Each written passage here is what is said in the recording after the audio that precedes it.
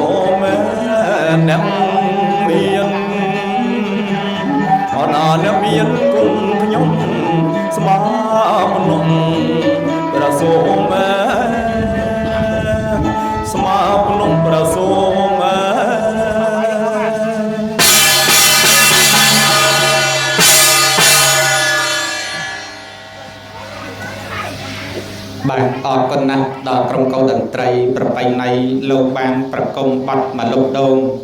ចឹងកូនប្រុសកូនស្រីលោកបានស្ដាប់ហើយពីអត្ថន័យនៃបទមកលោកដូង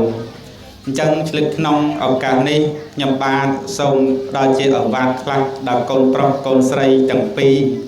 ឲ្យបានយល់ពីអត្ថន័យនៃការបានឆាត់ជូនលោកឪពុកនៃអ្នកម្ដាយ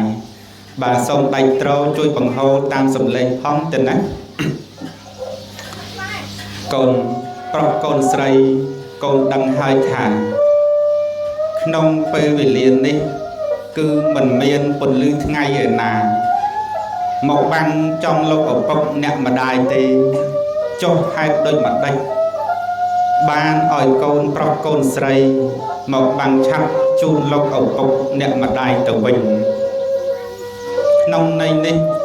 អំណោះចាប់ពីពេលនេះតទៅកូនទាំងពីរមានជាគូស្វាមីប្តីប្រពន្ធនឹងគ្នាហើយដូច្នេះកូនទាំងពីរត្រូវធ្វើជាមលុបដល់ត្រជាក់ត្រជុំនៃព្រះមេដានិងបិតាព្រោះលោកឪពុកអ្នកម្ដាយនេះឯងគាត់មានគុណធ្ងន់ណាស់សម្រាប់កូនប្រុសកូនស្រីទាំងពីរលោកឪពុកអ្នកម្ដាយនេះឯងគាត់តែងបែកបាច់គាត់ជាពុកពេចាជាអាចារ្យខាងដើមសម្រាប់បង្ហាត់បង្រៀនកូនមុនគេបង្អស់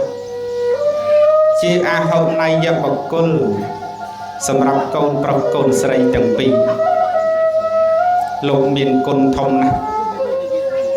សម្រាប់កូនប្រុសកូនស្រីទោះបីកូនប្រុសកូនស្រីយកភ្នំព្រះសូម៉ែយកមកធ្វើជាដងស្លាប់ប្រការយកទឹកសមុទ្រមហាផាស៊ីហ្វិកយកមកធ្វើជាទឹកខ្មៅសរសេររៀបរាប់អំពីគុណលោកឪពុកអ្នកម្ដាយក៏កូនមិនអាចនឹងរៀបរាប់អស់បានដែរទោះបីកូនសរសេរដល់សឹករិចរិលអស់ភ្នំរិញទឹកសមុទ្រ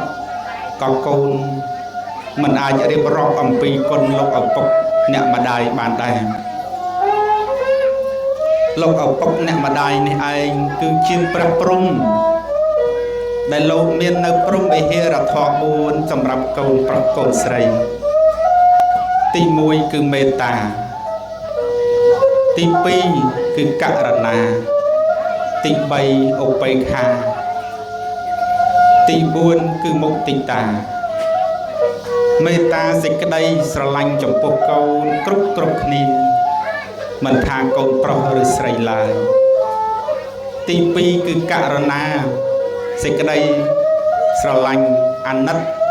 ដល់ចំពោះកូនគ្រប់គ្នាទី3គឺមុទិតាមានចិត្តត្រេកអរចំពោះកូនបានសុខកូនបានចម្រើនម៉ាក់ប៉ាតែងត្រេកអរណាទី4គឺឧបេក្ខាចិត្តជាកណ្ដាលលោកឪពុកអ្នកម្ដាយលោកស្រឡាញ់កូនស្មើគ្នាទោះបីកូននឹងអាក្រក់ឬល្អយ៉ាងណាកូននឹងសខ្មៅខ្ទាបខ្ពស់យ៉ាងណាក៏គាត់នៅតែស្រឡាញ់កូនគ្រប់គ្នាកូនណាយកូនស្រីកូននិមលចាប់ពីពេលនេះទៅកូនលែងមានឈ្មោះជាកញ្ញាទៀតហើយ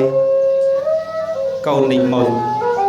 ចាប់ពីពេលនេះទៅកូនមានឈ្មោះជាឧត្តមភរិយារីឯកូនប្រុសវណ្ណេតកូនចាប់ពីពេលនេះទៅកូនខ្លាយជាឧត្តមស្វាមីនឹងចាប់ពីពេលនេះទៅកូនមានឪពុក2កូនមានម៉ាក់2មានយាយ2តា2ហើយណាកូនណាដូច្នេះកូនមុននឹងធ្វើអ្វីឯណានីមួយកូនត្រូវចេះពិភាក្សាសួរនាំគ្នាជាមុនសិនណាកូនណាជៀសវាងមានបញ្ហានៅក្នុងក្រុមគ្រួសាររបស់កូនប្រុសកូនស្រីកូនដឹងហើយក្នុងគណៈពេលនេះលោកឪពុកអ្នកម្ដាយលោកបានជួលនៅរោងថ្លៃតន្ត្រីល្អចុងភៅនួងដើម្បីរៀបចំពិធីមង្គលការឲ្យកូនប្រុសនិងកូនស្រីដើម្បីបំពេញមុខបំពេញមាត់ឲ្យកូនប្រុសនិងកូនស្រីកូនណាកូនប្រុសកូនស្រីចាប់ពីពេលនេះទៅកូនមានគ្រួសារហើយរឿងជីវិតប្តីប្រពន្ធ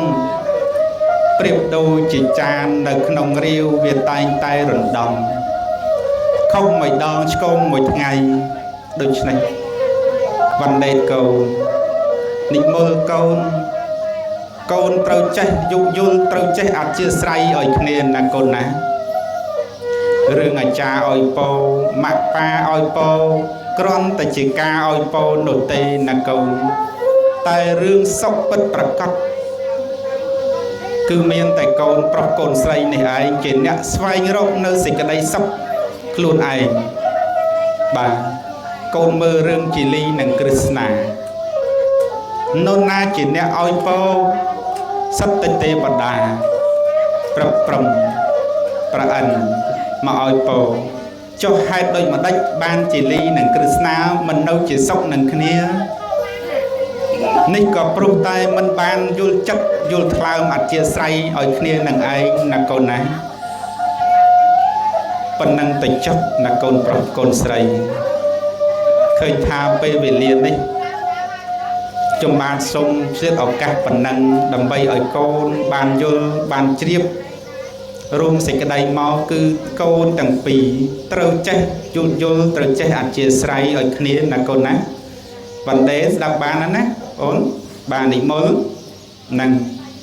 រឿងដំធំបំផុតគឺកូនត្រូវចេះអធ្យាស្រ័យឲ្យគ្នាកុំចង់ឈ្នះ